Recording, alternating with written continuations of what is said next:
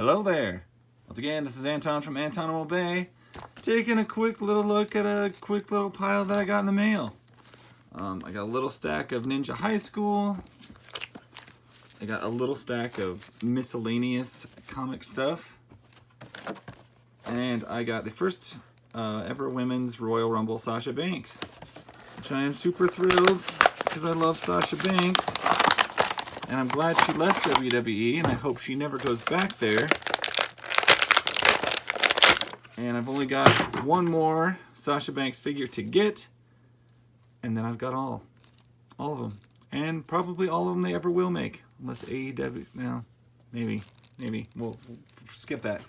Anyway, on to the comics. Okay, so I've got a lot of in here that I've already got, but this little stack was $6.50 shipped.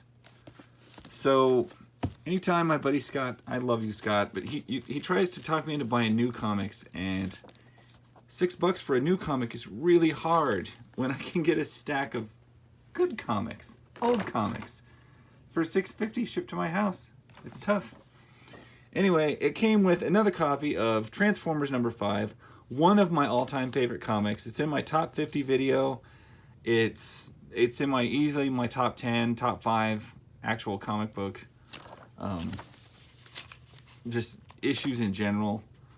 It's great. It's one of my favorite scary Decepticons. Just everything about it. It's just a great cover. These weren't shipped with bags or boards or anything, but I do love the art in these old things. These are direct editions. They're not newsstands. Another Shockwave cover. Looks like he's taking out Megatron. Yeah, this is issue 6. Yeah, Shockwave was easily the most horrifying of all of them. Also in this strange little pile, I got issue 18 of Gambit. Wild Thornberries. Crossbones. What's her name? Belladonna? Yeah.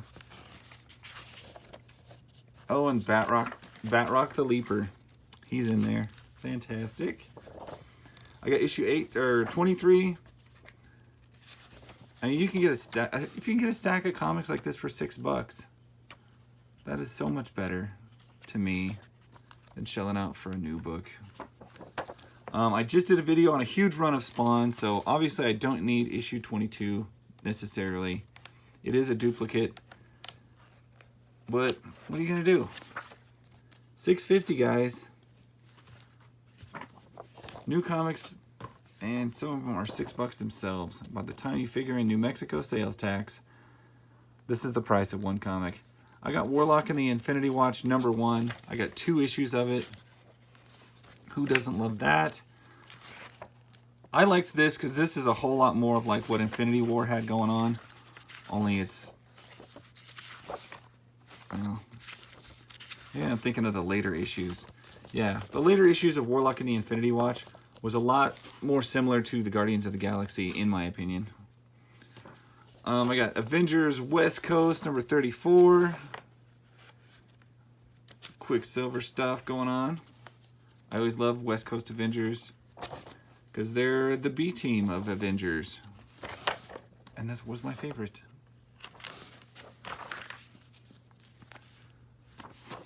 Then I got Avengers West Coast, number 69. 69! Always take one of those. I'm pretty sure I got a whole run of Hawkeye Solo Avengers, which was later called Avengers Spotlight, if I remember correctly. Looks like we got an old Captain Marvel story.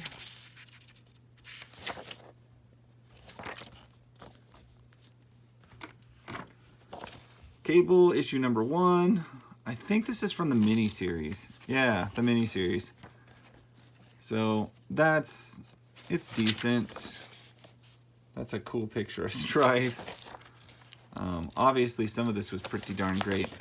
Okay, there you go. The stupid Grizzly action figure, the Playmates figure, came with these giant, like, hammer things. And I was like, I've never seen Grizzly wield these giant rock hammer things. there they are. First time I've ever seen it, there they are. And now suddenly, after all these years, that action figure makes more sense. I got issue 15 of Cable. I've got like 3 of these now. As soon as I went and bought one on its own, now they just start flying at me. This is the first appearance of Marrow, which if you're a Marrow fan, you'll probably want to pick up. It's Cable and Domino out on a date, and there's some hijinks that ensue with the Morlocks, and you get to see little Sarah for the first time. Got a new comic, Cable number 6. $4 for this thing. That is a lot of money for one new comic off the shelf. I know I sound like a cheap ass when I say that, but that's how I roll. Oh, and look, it's Cyclops. He's probably cheating on his wife, because that's how they draw it these days. Anyway, bleh. Back onto this stack. This is all Ninja High School. 20 issues for $12. $12 shipped to my home. This is mostly AP stuff. Arctic Press. A lot of it's black and white. This has got the battling cheerleaders return, which is pretty awesome stuff. Combat cheerleaders, that's what they call them. Arctic Press stuff kind of bounced between color and black and white. I always, of course, enjoy the artwork in Ninja High Schools. It's very manga-y. Manga-y. I don't even know if that's a word. This one, I was pretty excited about this one. I wasn't even off what issues were in this lot. 3D glasses come with this issue. They were packed in it. And brace yourselves, because it looks terrible if you just look at it. But if you actually throw these on, it works really well. And this really does jump out at you. Without it, it's kind of hard to look at. But you've got Ninja Trek.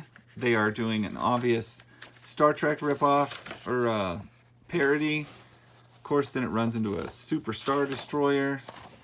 This whole issue was fascinating to me.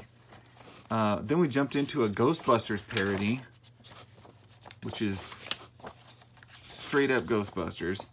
Of course, we run into Beetlejuice because we got a Beetlejuice parody going on. And they did it really quite well.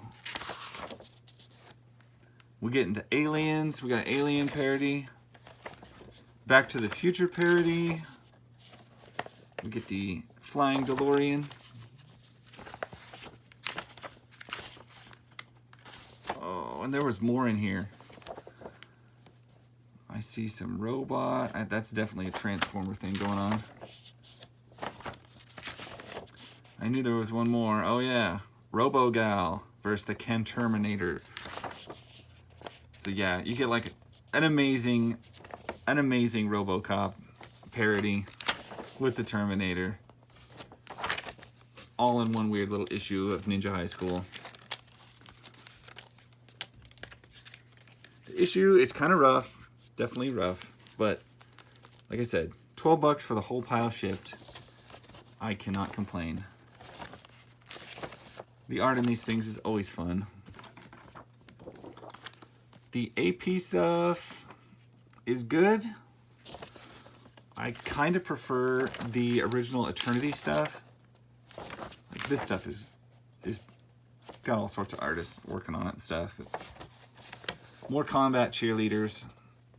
Always love that stuff. They even like suit up, they have mecha armor. Ninja High School, of course, always dabbles into the furriness, so you got some furry action going on. I don't think it's like overbearingly furry, but I mean, you got a high school that's full of like ninjas, you got space aliens, you got giant robots. This is Girls of Ninja High School, and it's done by a bunch of different artists, so your art bounces around a little bit. So you'll have like some darker pages, some real detail. You'll have some lighter pages. I don't know. It's kind of all over the board, but I was really happy to get them. Girls of Ninja High School issue 4. You can see the art swings pretty far in different directions, but always maintains some aspect of delightfulness. We get the AP Ninja High School swimsuit. Most comics that have like a swimsuit issue is just, you know, just pictures of people in swimsuits. This actually, they like draw like a plot to it and everything. So I thought that was weird. This I totally don't understand. Small body Ninja High School, #1. They basically take the exact same characters and just draw them in tiny, those little scrunched up, tiny little Japanese character bodies that they do. I got an issue there. Some of these, there's another small body issue, which I don't understand the reason for. They just draw like tiny squatty bodies. Back to Eternity. I love the Eternity issues better. I think the art is more consistently done. They're all drawn, I think all the Eternity ones are drawn by Ben Dunn. And his work is probably my favorite of the series. He's the guy who wrote the book. He's the creator of the thing, I'm pretty sure. So, yeah. His art's, of course, going to be the best. A little bit darker, a little bit grittier. It was still funny, but it got way funnier when it went to AP. It went into like a full-blown comedy. This is still Antarctic Press, but I think it's an older Antarctic Press. But you can see this is American manga, however you want to say it. Maybe it's just all manga. Issue #5. Pretty sure I got this issue before. Pretty sure. But I think I got a good run of the early Ninja High School. And I don't know why Ninja High Schoolers are so cheap. I got, this one's damn near to trade. That's cool.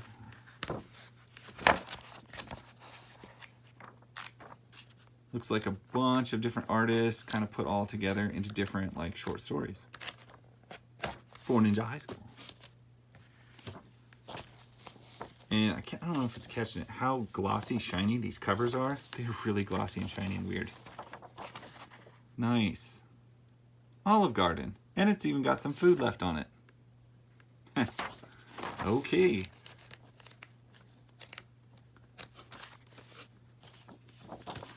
Last issue, Ninja High School 43. I don't think he was really drawn. Yeah, I guess he was still drawing these because I know some of these weren't drawn by Ben Dunn. Or what am I just saying? Ben Dunn? Yeah, Ben Dunn. It's all been done. It's all been done before. Anyway, that's my little pile I got in the mail this week. Got great prices on everything. I can't believe that you can get 20 issues of Ninja High School for 12 bucks. Shipped all the way across the country to your home, but you can. Same way with those other lots, you know. It just kills me how cheap some of these things are. If you shop eBay, if you shop smart, you can find this stuff at just killer prices. There was plenty of other Ninja High School lots up. If it looks good to you, why don't you go check it out? It's totally worth buying. It's funny. It's manga. Give it a whirl. Have a good one. That's my story. I will catch you guys later. Bye.